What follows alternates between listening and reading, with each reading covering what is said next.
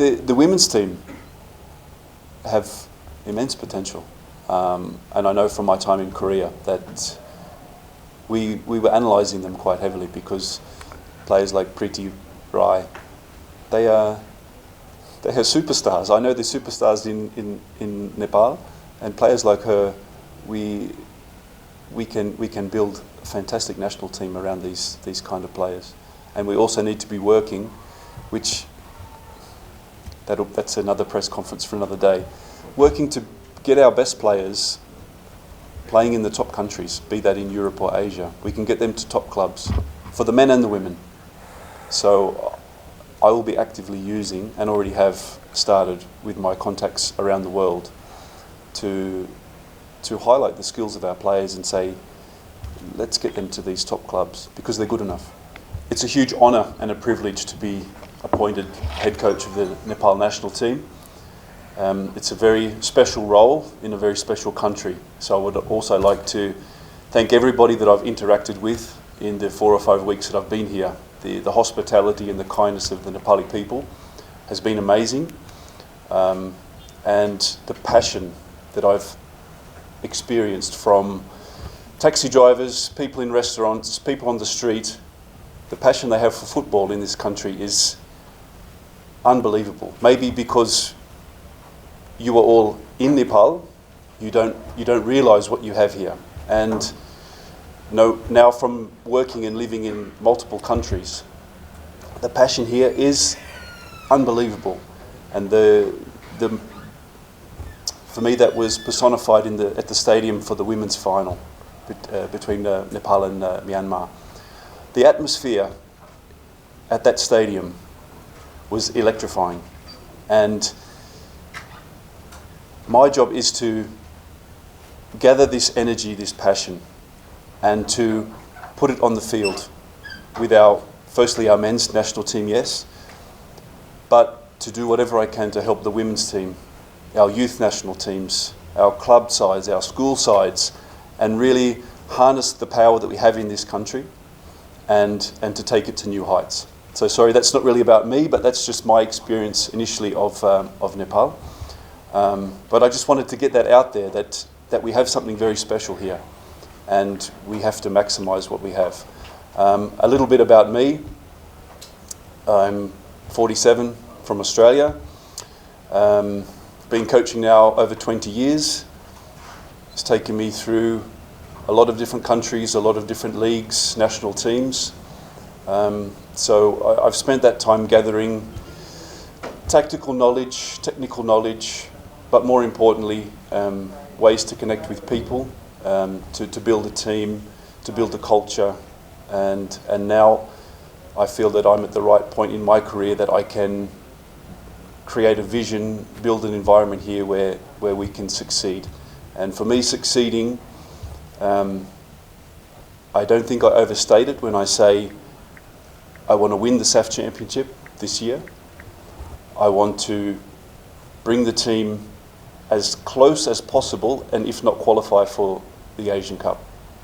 So there may be people that say these are unrealistic standards, but for me to say anything less is to undervalue what we have here. We have players with talent, unbelievable talent. And again, maybe because you guys, you watch the Super League, you watch A Division, B Division when it runs, and you see these guys and you think it's normal talent, and for the women as well. The individual technical talent we have here is, okay, it's international class. Some we can make world class. And yeah, again, I've gone off track speaking about me, but I find the players and the environment here we have much more interesting than what I can talk about in terms of my career. But to summarise,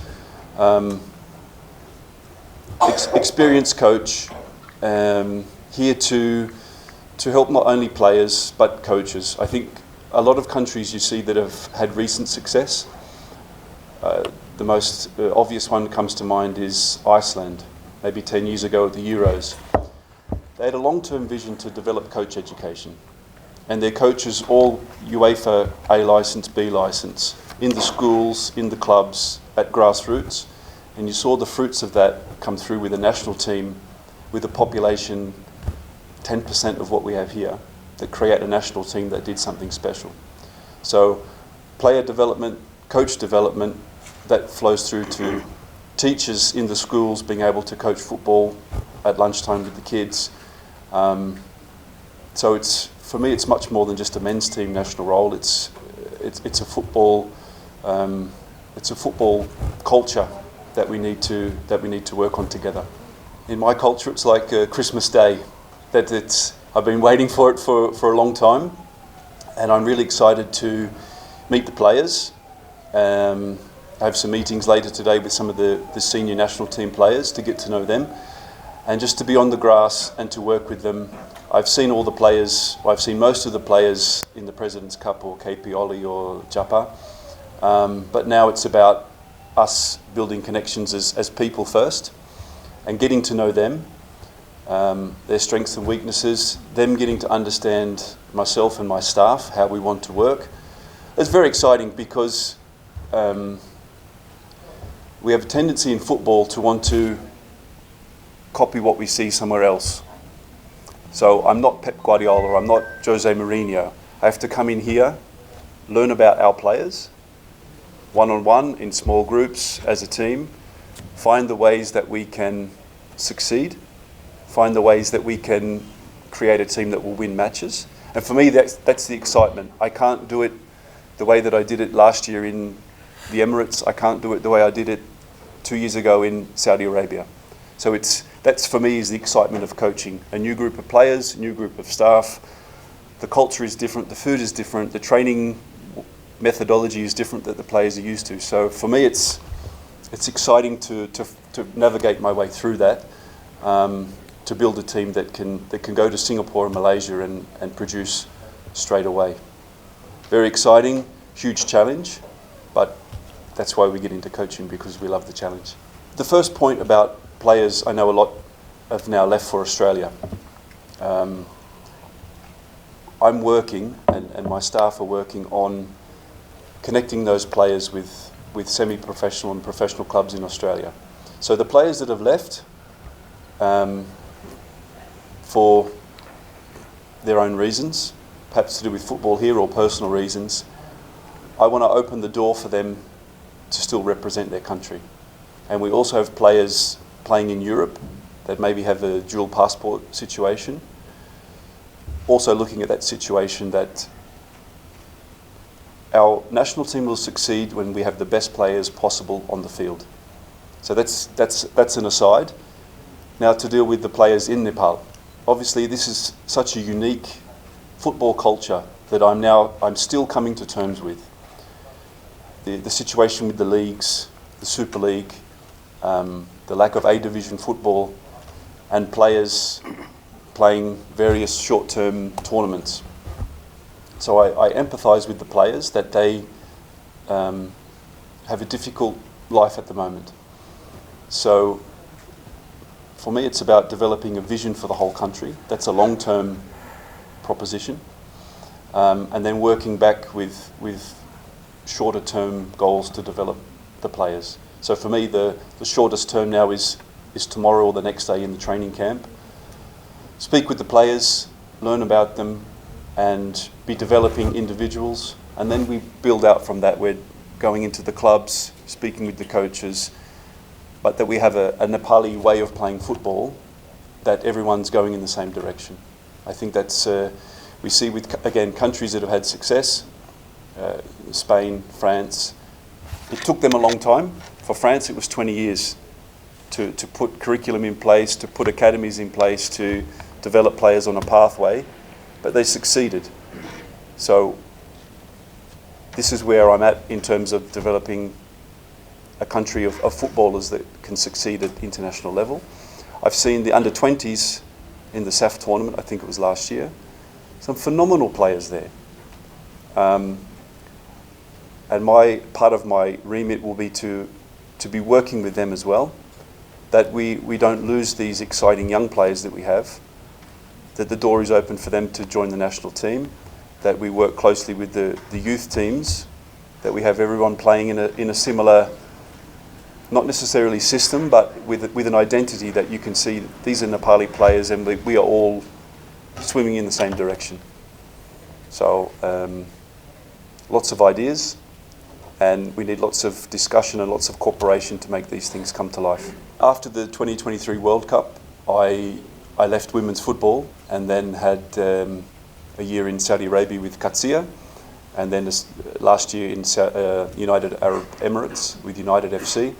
So that was now 2 years in men's football, and previous to being in women's football I worked in Australia in men's football. So for me, football is football. The athletes, sometimes they're male, sometimes they're female, and there's advantages and disadvantages of working in either part of the game. Like I said before, football players are people. You need to connect with people, and the gender is really of no interest to me. So for me, it's something I don't really think about as a new challenge or a different challenge. It's about analysing the people you have in the room, getting the best out of them, and okay, for males or females, there's different strategies to get the best out of them, and for me, it's a non-issue really. But I can understand, because I've worked in other Asian countries where there's a much clearer demarcation of men's football, women's football. But in Europe, the top coaches can jump across. The coach of France was Saudi Arabian men's coach, took the French national team, now he's back in men's football. So I think culturally we can also work on not seeing a boundary between men's and women's football. So from a personal point of view, the more success I can have with the team in this 1 year can buy me time to stay longer, which is what I wish to do. But I know that that's results-based and performance-based with the national team. And as coaches, we know wherever we go, we need a long-term vision, because that steers you every day when you wake up. You're looking in that long-term direction, and then you have things in the short term that you are working on too. So in the short term, I'm working on a successful team and a successful campaign in the Asian Cup qualifying and a SAF tournament. If I do that well, then the next steps will follow. And I also know you've probably heard these same things before from previous national coaches. So it's up to me then to prove that I deserve to be here long term and work for the right to see a long term vision through. Football philosophy is it's a very trendy term these days. So if you want me to speak about philosophy, I can speak about attacking football, proactive football, playing with a high intensity. This is what I will bring into the national team, but there also needs to be an acknowledgement that, for example, with 2 weeks preparation and to play Malaysia, and without enough time to work with the team, we have to be pragmatic. And also within a football game, we know watching Premier League, sometimes you'll see Manchester City sit back in a back 5 and defend deep, because that's what they need to do to get the result. So we need to be good at everything. We need to be able to go to Malaysia and be able to press them high when the time is right, when the conditions are right. We also need to be good to maybe defend a lead for the last 15 minutes and sit in a back 5 and be very difficult to beat. So as a basic philosophy, I want us to attack, I want us to be on the front foot, I want us to be proactive. Sometimes you can do that with the ball, sometimes it's without the ball. From what I've seen from the last 12 months of the national team, one area we need to work on is the transition. So international football, the transition, you lose the ball, you win it back, or you have the ball, you lose it. These are the critical moments in elite football. This is one area that we'll work on very heavily in the national team in this next camp. If we can make this faster, that the players are already thinking about the transition to defence when we have the ball, and the opposite when we don't have the ball, I think we can have more success. I'm sure we can have more success. Philosophically, I want to see the Nepal team control the ball for longer periods. So I see sometimes we are too soon to play a long ball or to play a ball that's maybe not as thoughtful as it could be. So I want us to be able to control possession for longer, bring more players into the game, be able to absorb pressure while we have the ball. And again, we have the technical players that they're able to do that. When I see the attacking players and the midfield players, technically very strong, technically able to have periods where we can hold the ball for 1, 2, 3 minutes and make the opposition chase us. So this will be also something I'll be working heavily on in this next camp. Like I mentioned before that this is a mistake that I would say younger coaches, they fall into the trap of seeing what Guardiola does and thinking they can do it with their team. You have to also be mindful of the quality of player that he has to be able to do what he has in his head. Mourinho for me is he's a pragmatist. He will do what it takes to win, and if that means scoring from a corner and defending for the next 95 minutes, he'll do it. And I think I have more of that in me than the Guardiola. If I was coaching a youth team where winning or losing wasn't life or death, we can all be Guardiola. We can all play we want beautiful football and we want things to look very pretty, which is great. For me, in this position, pragmatism will dictate a lot of the decisions I make. The quality of the players we have, the fitness level of the players, the amount of football they've played recently, the opposition we have, these things all get factored in, which for me is more Mourinho style of thinking. But both fantastic coaches, and I shouldn't be in the same sentence as either of them. Negotiations regarding staff, and I hope that will be finalised today or tomorrow, and then we can speak further about that. But I will add that I mentioned before about coach education, that I think having Nepali coaches around the team, they have experience they can impart to me and vice versa. So I think it's important. I've always worked with local staff. I think it's immensely important with building a team, not to bring in a group of foreigners that I've seen that work very poorly in other places where 5 or 6 foreign coaches come in and they don't interact with the team. So I don't want that here. I have a few friends and colleagues and people that I've been in contact with in India, Nepal, and you always have agents or people in touch with you, and it's been a position that you can see by the number of coaches that applied for it. It's a highly sought after position. So as part of a coach's role, you're always looking at interesting positions. So for the last year, from the time I was in Saudi Arabia, this had been identified to me as a potential opportunity. So we always watching matches, seeing what's happening in Asia, keeping track of everything. So yeah, like I said, you see over 400 coaches put their hand up for this position. So like I said, it's a massive honour to be here now. To coach the women's team as well. That'll be a question for the President and the General Secretary.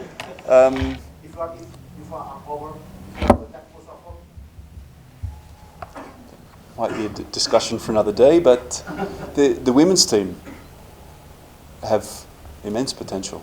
And I know from my time in Korea that we were analysing them quite heavily, because players like Preeti Rai, they are superstars. I know they're superstars in Nepal, and players like her, we can build a fantastic national team around these kind of players.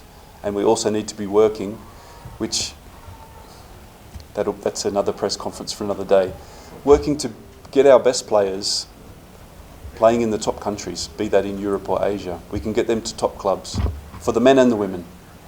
So I will be actively using, and already have started with my contacts around the world, to highlight the skills of our players and say, let's get them to these top clubs because they're good enough.